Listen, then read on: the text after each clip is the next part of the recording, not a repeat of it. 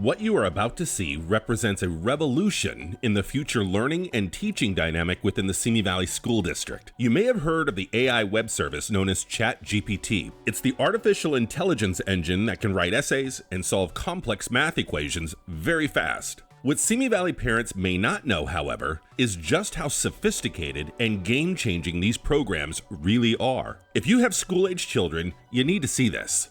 Beyond the elementary-level applications of AI in school, such as spell check and math problems, there are uses for AI in schools that parents and teachers have not yet begun to consider. The reality is, slow adoption and access to these tools could negatively affect the future earning potential and living standard of our kids. Following is a demonstration of ChatGPT-O, Omni. Keep in mind, this program is available right now for free to any student or teacher that chooses to use it. It's loading up. All right, make sure it can see our screen. Actually, in this format, Hello there. I'm here with my son, and I'd love you to tutor him on this math problem, but don't give him the answer. You can ask questions and nudge him in the right direction, but I really want to make sure he understands it himself. And he's here in the room, so you can talk to him directly. Of course, I'd be happy to help. Let's look at the problem together. Can you first identify which sides of the triangle are the opposite, adjacent, and hypotenuse relative to angle alpha? All right, so I'm pretty sure this is the angle alpha right here, right? Perfect. That's correct. Now, looking at the triangle, which side do you think is the hypotenuse? Remember Really, the hypotenuse?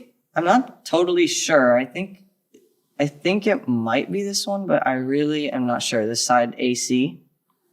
You're close. Actually, side AC is called the adjacent side to the angle alpha. The hypotenuse is the longest side of a right triangle and is directly opposite the right angle. Can you find which one is the hypotenuse? Oh, okay, I see. So I think the hypotenuse is this really long side from A to B. Would that be correct? Exactly. Well done. Now that you've identified the hypotenuse, can you identify which side is the opposite side to angle alpha? Okay, well, I mean, you told me earlier that this was the adjacent side, and I know that's the hypotenuse, so I'm guessing that this side, BC, is the opposite side. Great deduction. That's absolutely correct.